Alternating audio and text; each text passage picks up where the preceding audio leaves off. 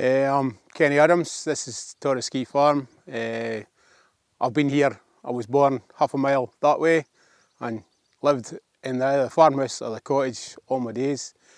Farm extends to about 600 acres, rough from water at the bottom to rock at the top, with some dodgy stuff in the middle. Well, we were on our farm about 10 years ago, and both personally and business, I thought it was absolutely brilliant. We got an awful lot out of it, cattle, sheep, and just moving the business forward. And probably being more critical of our costs and our systems and the way things were going. So, no, it was great. Probably the sheep more so as anything. I've been trained to be a feeder all my days. My dad was a believer in you couldn't feed a ewe enough. So we were feeding blocks, liquid feed, concentrate, everything you could fling at a sheep, we were flinging at them. We'd start pre-tupping, we were getting blocks right up to near, well, access to blocks all year round, pretty much. We're liquid feed, probably high protein liquid feed from 8 weeks, and then concentrate at about half a kilo per lamb. Singles were getting half a kilo, and we're just overfeeding everything.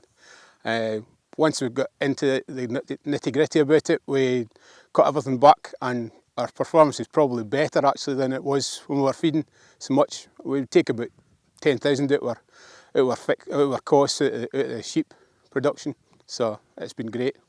We're really quite lucky here. We can grow grass pretty much all year round, this area. So grassland, unless we get too wet, grassland, we've always got grass in front of the sheep.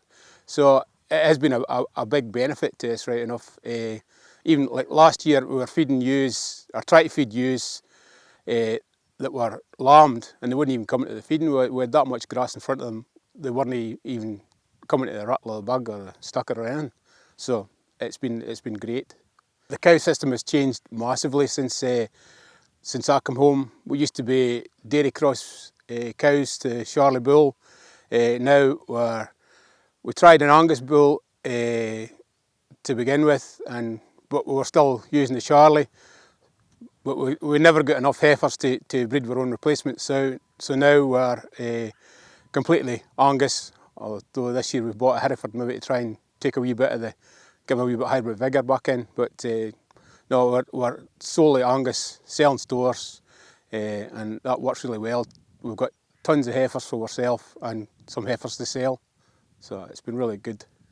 We've got a cubicle shed, we can keep about 90 cows and their calves inside, but we've been using the fodder crops the past 3 or 4 years, and it's been working well. But this year with the late spring and a lot of run back, I probably lost about 30 acre of run back that was tramped, pretty much useless. So we've decided to give the fodder crop a break for a year and see how we get on, and try and make more silage. And we're quite lucky, we're a really hard farm, so we can outwinter cows. We built a wintering pad with a rock from the field, and so we can just put feed rings on it, and it's a very simple, cheap system to winter cows on a hard stand. We're rotationally grazing the cows in a very simple, small but simple system. One electric fence across the field, split it in half at the water trough, and move the cows every 3 or 4 days depending on what the growth's like. Very easy, cows are quick to learn. Mostly autumn calvers with big calves that are being done. The spring cows with spring calves are being set stocked at the minute, and they may move to that later on once the bulls are out, but at the moment they're still set stocked. We're selling our cattle mostly a year old. Spring ones will be outwintered, sold in May through Castle Douglas, Wallet Smarts. Autumn ones will go to the big September sale at Wallets, again at a year old. Bullocks and some heifers, because we're trying to maybe ease away from the autumn calvers a bit. Our lambs, they go mostly through Wallets again, but we do sell some through Lincolnshire Quality Lamb Group that go to Woodheads for Morrison's. So we have a good option of getting lambs either way, live or dead. Our grass system is maybe a bit strange for most folk. We only put fertiliser onto our silage ground. Our grazing ground receives no fertiliser. We do use quite a lot of lime, either bugged calcifert or ground magnesium lime, ground calcium limestone. So it we may be a bit different to other folk, but it works really well in here. Really quite a hard farm, so it really has to be fed, I would say, more naturally than pushed hard with nitrogen. So the lime makes enough of a difference. We're doing a wee bit reseeding using the slot seeder, which is coming on really well. I'm very impressed with that because the ground is very hard here. We tend to use discs and no actually plough. We just can't, the amount of stones we've got. But the slot seeder seems to be a way forward for us, reducing the cost of breaking ground and improving the quality of our swards. But the biggest thing will be lime. We've got to keep putting lime on. If you ever get the opportunity to become a monitor farm, or it doesn't have to be a monitor farm, it can be any, we're in a forage group, but anything that improves your knowledge is tremendous. It pushes you forward.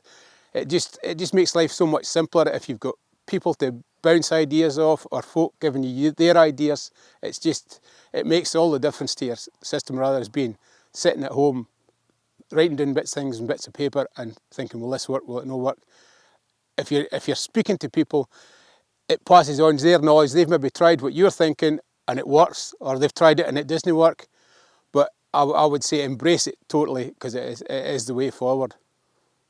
Looking at the future, I've two sons, one's 21, one's 16, both have left school, both are working off farm at the minute because there's not enough profit probably or income to sustain them both, and I feel probably they will have to work even when the both boys are at home, but trying to make this as viable a unit for the two boys to get a living is probably my biggest aim at the minute, and to be quite honest, I'm struggling to make it work, but you never know with the future. We could get shortage of food, we could have carbon credits, we could have anything, and I think there's still a future. It's just, it might be a different future.